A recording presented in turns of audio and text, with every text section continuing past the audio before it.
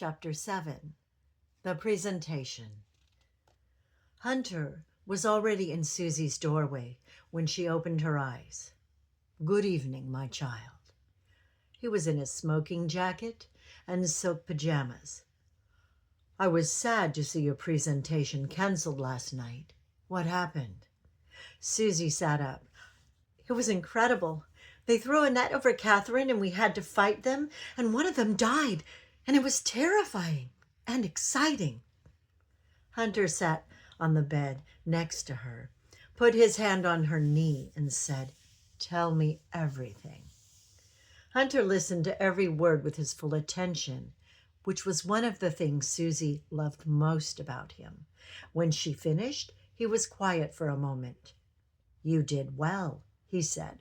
"Better than well. Chartrey will remember that." He squeezed her knee. "But that was last night. Tonight is what matters. Tonight, you will be received into the Camarilla community, as you deserve." He held out his wrist. "I have already fed. Come." Susie didn't hesitate. She never hesitated. When she had finished and Hunter withdrew his wrist, he looked at her with that particular satisfaction she had learned to live inside of. "What a good girl," he said. "You do as you're told." Susie heard the words as a compliment. "Go now and meet the others in the sanctuary. Tonight, Chartrey is sending you all a limo." Angel woke to find Ada sitting at his workstation, silently moving her lips while she scrolled through his code. "Ada?" She held up a finger without looking away from the screen, finished whatever she was reading, and then turned to face him. "The presentation is back on tonight. Chartrey is sending a limo." "I'll take the sewers," Angel said. "You will not." Ada's tone left no room for negotiation. "You will ride in the limo like everyone else." She looked at him steady. "I'm proud of you. Don't be late." Catherine woke alone as she usually did. The email was brief. A limo would collect them from the Scientology Center at nightfall for the presentation. She dressed, checked her appearance in the mirror out of habit rather than vanity, and headed out. Perhaps Carmilla would be there tonight. A limousine pulled up to the Scientology Center. The three of them got in, Susie smoothing her dress, Angel folding himself into the shadows of the back seat, Catherine settling in with the apathy of someone who has ridden in far better and far worse. The driver's eyes found the rearview mirror. "Keep your head out of sight, Nosferatu." Angel looked at the tinted windows. "Why?" "The windows are tinted." "Because I don't want to see your ugly mug in my mirror." Angel considered this. It was, he supposed, a reasonable request. The King of Clubs had 2 floors and 2 entrances. The general entrance served the goths, vampire posers, and blood dolls who made up the public face of the club, most of them playing at darkness without knowing how close to it they actually stood. Only a handful of the blood dolls knew the truth about the kindred. The posers claimed to be real vampires, and some even drank blood, which the kindred found amusing and faintly embarrassing. The second floor was another matter entirely, reserved for ghouls, vampires, and select guests, and only accessible to those who entered through the VIP door. The VIP ghoul passed them through without incident. The spiral staircase delivered them up to where Karen Chartrey was waiting with the composed authority of someone who has organized this kind of evening before and intends to see it done properly. The room quieted when she stepped forward. "Greetings, kindred," her voice carried without effort. "Tonight is a special occasion. We are officially welcoming 3 neonates into the fold of the Camarilla." She paused, and the room gave it to her. "From the aesthetic clan Toreador, child of Hunter Moore's Susie Quebert." Susie stood very straight, visibly glowing. From Clan Nosferatu, sired by the brilliant Ada Lovelace, and standing, as is his custom, in the shadows, Angel Avram. A ripple of quiet amusement moved through the room. And from the privileged Clan Ventru, foster sired by Carmilla Vance, Catherine Black. The room was quiet in a different way for this one. The assembled kindred were too experienced to show discomfort openly, but it was there. The awareness of what it meant that a Ventru had been announced after a Nosferatu. The slight was deliberate, carefully calibrated, and everyone knew it. Will the sires and foster sire please come forward? Hunter stepped up first, polished and warm, and said a few words to Susie that made her eyes shine. He carefully pinned a jeweled rose brooch to her dress. Ada followed, her visage modeled after Grace Kelly, speaking high praise with words that were felt rather than performed. She pressed into Angel's hand a ring adorned with the comedy and tragedy masks. Then Carmilla stepped forward, and the room went very still. She was petite and blonde in a long white dress. My dear Catherine, her voice was measured and warm, almost too warm. This has been a long time coming.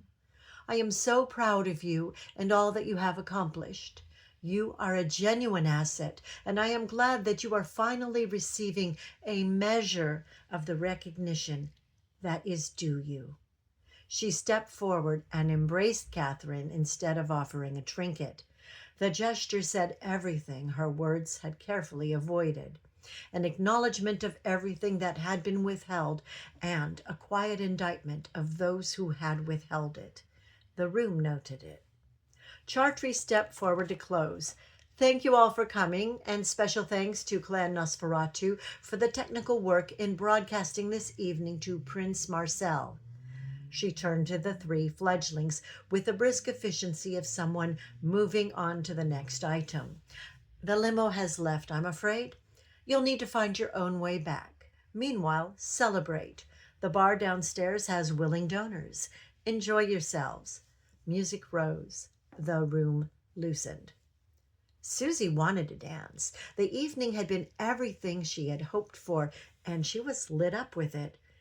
The brooch on her dress, Hunter's words, the music now filling the room below. She turned to Catherine. Come downstairs with me. Dance. Catherine looked at her. I know you've been feeding from Hunter, she said. That is a problem. It means I can't trust you. Susie's chin came up. I like Hunter. And how do you know I can trust what you say about him? We'll talk about this later. This isn't the place. Catherine turned. I'm leaving. Susie's voice followed her. By yourself? Then I'll come with you. I don't want to go home alone. I'm sure Hunter will see after you, Susie. Catherine said it without cruelty, which somehow made it worse. Susie found Hunter and they went downstairs. She danced and the evening was everything again. The music, his attention, the warmth of being near him. Later, walking home, she asked him about Catherine. Why was she so old a vampire and only now being received as a neonate? Hunter considered this with the air of someone choosing what to share. Catherine is an unusual case, unconventional, fascinating, beautiful, not your typical Ventru at all. I've always thought she would have made a far better Toreador. He paused. The Ventru want to punish her for being unconventional. The slight tonight, placing her after a Nosferatu, that was them making their feelings known. He glanced at her. Would you like to join Henri and me tonight? I thought we might have some fun. I'd rather be alone with you. Tonight, I'm spending time with Henri. You're welcome to join us. I thought you liked him. No, thank you, Susie said. I'll go to my Scientology apartment. Hunter smiled. Be safe. He didn't offer to walk her. She left without looking back, which took more effort than it should have. Angel slipped away from the King of Clubs and made his way back to the Scientology Center, where he settled into the shadows of a back room and listened to a communications class. He couldn't believe people fell for this garbage. When the room emptied, he became aware of another presence, a Nosferatu, well disguised, moving through the space with the practiced ease of someone who'd been doing this for a long time. Name's Riley. Benton sent me. He glanced around the room and lowered his voice. I've been digging around in here, and I think the Kindred aren't just running Mountain View Scientology. I think they're running all of it. Prince Marcel is only seeing a cut of the local operation, but that's not the real concern. He looked around again before continuing. I'm worried about a coup, something that could seriously destabilize the Camarilla. I'll be in touch. He offered his hand, Angel shook it, and Riley was gone. Angel had a quiet look around before heading home to the AT&T co-location center. By the time he settled in at his workstation, there were already several interesting emails from Benton waiting for him. Catherine came home to find Carmilla already inside. I was hoping you'd come, Catherine said. I've missed you. Carmilla crossed the room. It has been too long. They had the night, which was enough. It was always enough and never quite enough. And both of them understood this without saying so. Down the hall, Susie sat in her apartment and thought about knocking on Catherine's door. She thought about it for quite some time before she actually did it. 2 hours later, she knocked. Carmilla answered. Susie introduced herself and asked if she might speak privately with Catherine. Carmilla turned to Catherine with a look that held no jealousy and no judgment, only the particular grace of someone on a short leash who has learned to hold things lightly. Go, my love. We'll meet again. Susie's apartment was warm and smelled faintly of the dyes and fabrics she worked with. Susie opened the door and immediately looked apologetic. I feel so awkward not having anything to offer you. I grew up with all the social conventions of hospitality. Not a problem, Catherine said. What did you want to talk about? Susie looked down for a moment in the way she did when she was working up to something. Then she looked up, dropping the practiced social warmth to reveal vulnerability underneath. You are so remarkable. I've never met anyone like you, and She stopped, started again. I'm not fully acquainted with this gift. I don't know what I'm doing half the time, and the other half I'm not sure what I did was right. She gestured vaguely at herself, at everything. I wanted to ask someone who actually knows. Gift? Catherine said. Some of us didn't ask for it. Susie absorbed this. I didn't either, I suppose. Not really. A pause. Do you have any advice for me? Catherine looked at her steadily. Besides the advice I already gave you? The advice you ignored? Susie's chin came up slightly. Hunter it's difficult to explain. I know exactly what it is, Catherine said. That's why I told you. The silence between them was not hostile. It was the silence of two women sitting with a difficult truth, one of whom already knew where it led. Then Susie said, a little shyly, Can I show you something? She crossed to where a large piece of work in progress was pinned to the wall, deep blues and greens, silk and velvet, and something that caught the light in a way that was hard to name. I've been working on this since the embrace. I don't know what it is yet. It keeps changing. She tilted her head at it the way people tilt their heads at things that are telling them something they haven't quite heard yet. Hunter wants me to do a piece called The Kiss for a Toreador celebration. I'm thinking about what that means, what it really means, not just the obvious thing. Catherine looked at the work for a long moment. She said nothing, but she looked at it the way she looked at very few things, with full attention, without assessment, without agenda. Keep going, she said finally. It was not much, but from Catherine, Susie understood it was considerable. Catherine walked to Stein's beer garden alone. It was late enough that the after-dinner crowd had left. The bar was warm and well lit and smelled of good beer and money, which was exactly what she needed. She found him in 10 minutes.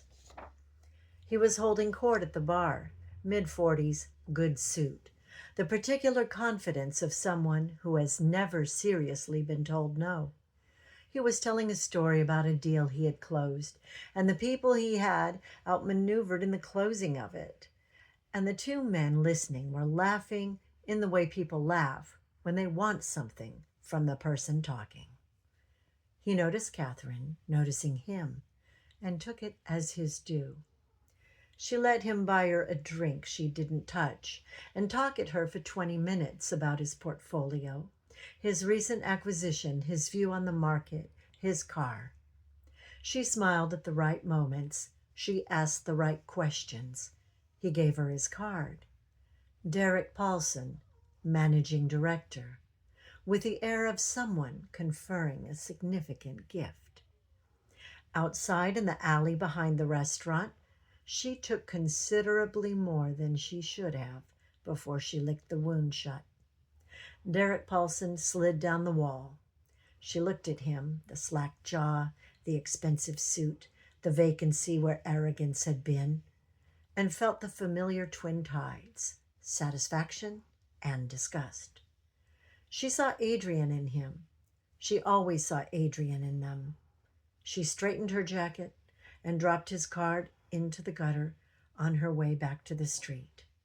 Derek Paulson would wake up on the pavement behind Stein's sometime before dawn with a ferocious headache, no memory of meeting Catherine, and a vague but persistent feeling that something important was missing. He would assume he had drunk more than he had thought. He would tell no one. Catherine walked home in the dark and went to sleep alone.